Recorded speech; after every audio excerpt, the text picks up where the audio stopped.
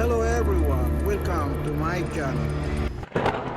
DM Electrical Tutorial.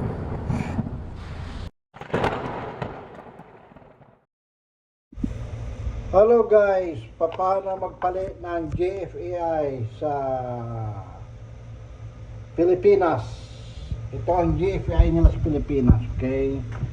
May switch siya, isang tripping coil, single lang. Yan ang pag-turn ko, ilaw.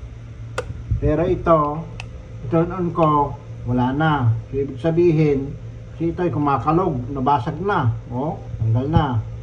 So, patayin natin ito, wala namang power, siguro basag na, natanggal na. Papalitan natin. Bumili na ako ng bagong GFEI. Wala silang ganyan na, pero mas maganda to, GFEI din. Meron din siyang reset button. Magkano ba ang presyo? Ang presyo niya is 1,200 pesos. Okay.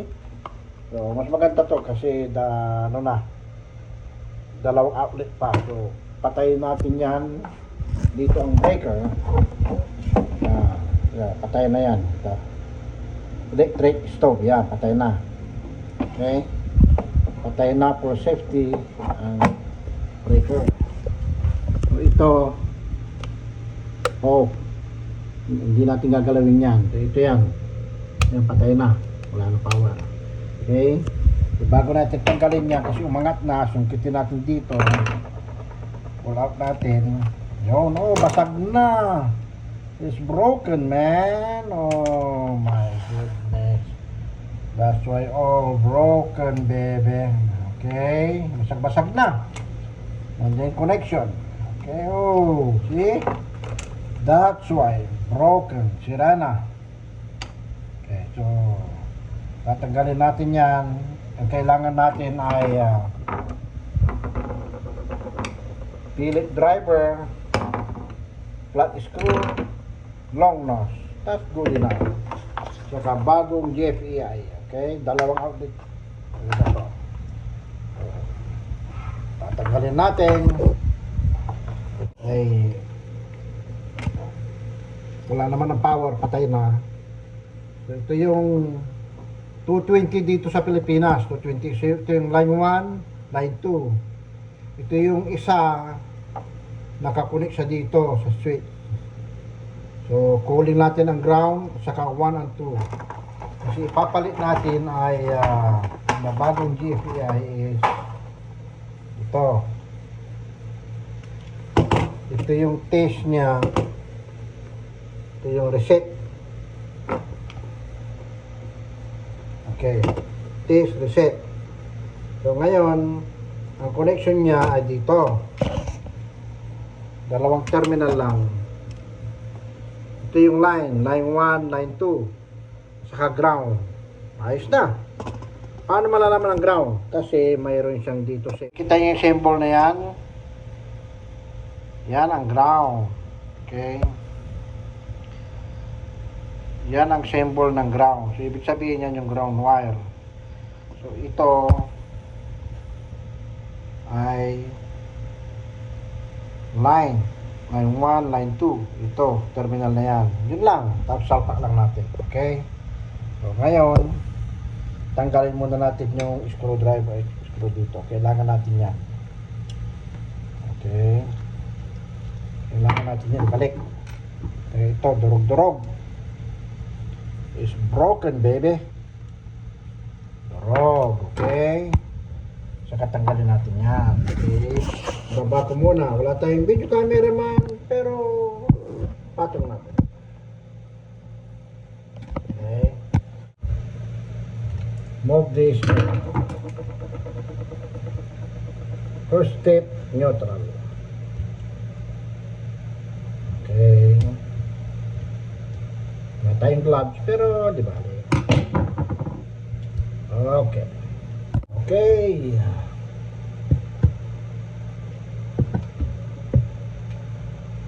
Alright.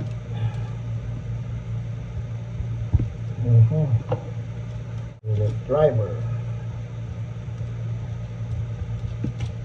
Masag.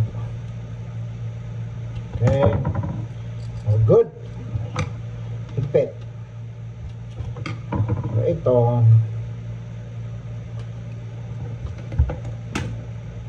Yan, tanggalin muna natin yung... Yan, sungkitin natin yan dito. Tanggalin natin yung cover muna, okay? Sinusungkit ko lang yan. Yan, para may... Tanggal ko muna yung cover. Para ma-mount natin yan doon. Screw. So, sa Pilipinas, line 1 to 20. Lahat, both ay hot. So, kahit alin, kabaliktaran, walang problema. Okay? So, tanggalin natin yung hot. Yung red wire. Yan, one down. Tabi natin sa dito. Para maigsi yung... Guys, nakapasok na ang red wire. Higpit. Okay. Ano, make sure tight. Higpit ng maganda. Yan. See, natanggal pala dito. Oh. Pero sira na yan kasi basag na. Wala na yan. Sura na yan. So, ito, maigsi. Balatan natin, pahabaan na konti kasi maigsi. Para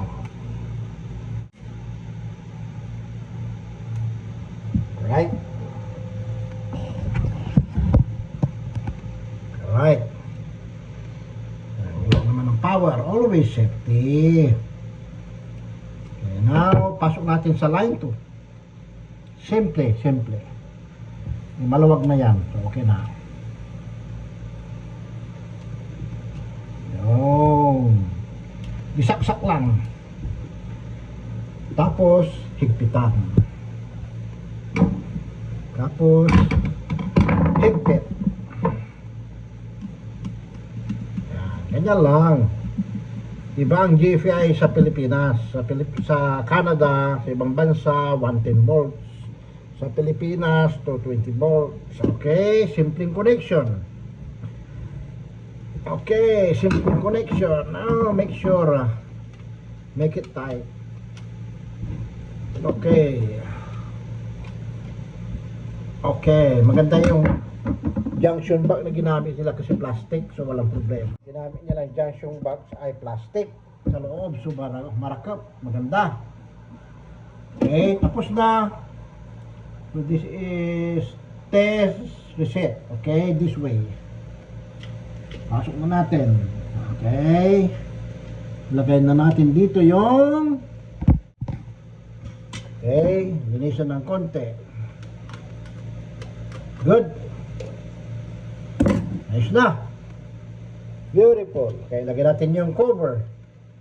Ito, disalpak lang, tulak lang.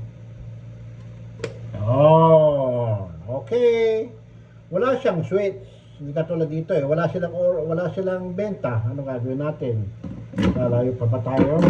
Pero okay lang yan kasi tripping naman yan. Okay? Ngayon, turn on ko ang power ha. Be right back. Okay? Now, power on. See now? Nakailaw na.